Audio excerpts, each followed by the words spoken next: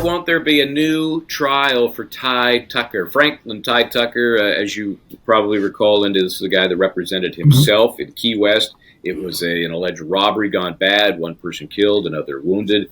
And he represented himself. Instead of taking a plea deal, which would have allowed him to walk for time served, he just said, I didn't do anything wrong. I'm not going to say I did. He goes to court. He represents himself. It's a 2-week plus trial.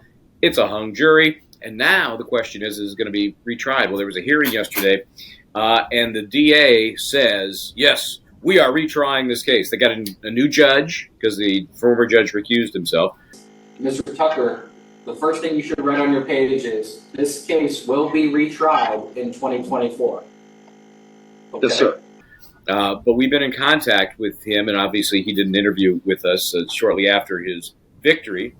He wasn't sure at that time, is this going to be retried or not, because he believes, and the evidence suggests, with all the things I've read, there's some shady doings going on there in the county. It's Monroe County, which is Key West.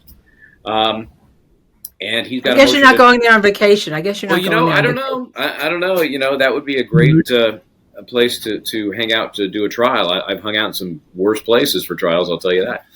He brings up a dirty little secret of the criminal justice system. You know how many people plead guilty because they get good deals? The lawyers will say, well, the danger of going to trial is so great, even if you're innocent, you have to plead guilty. And then we know people are convicted, wrongfully convicted. Look at the Innocence Project, the reason why they're in business. And that's just with DNA. That's just where we have physical DNA. So that's a dirty little secret of the justice system. Once you get in it, you can be innocent or really have your life on the line for some ridiculous type of allegations where you can't get out of it and you get ruined.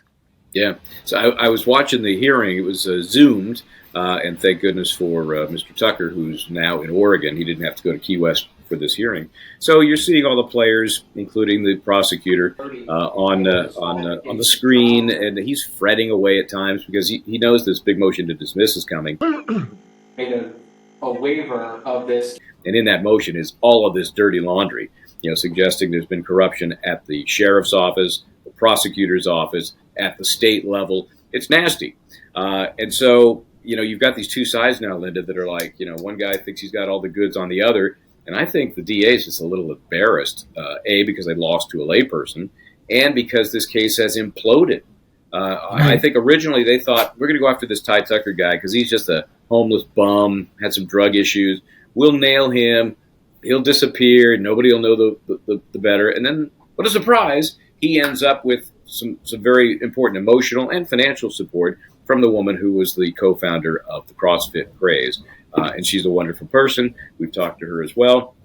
And we're going to see what's going to happen now. April 4th is the next date. Put that on your calendar because that'll be the date at which all motions have to be filed, not heard, but filed. And then the question about a new trial date is going to be solidified. It's normally 90 days from the date the hung jury was declared, the mistrial via hung jury. That was back in January, so you'd really be looking at the end of April. Court's pretty realistic that's not likely, and Tye has already waived his 90-day trial, in part because of these massive motions that he's got. But he told me in one email, he was talking about the prosecutor and how he looked kind of, hangdog because he knew all of this was coming along, and I saw that as I'm watching the hearing.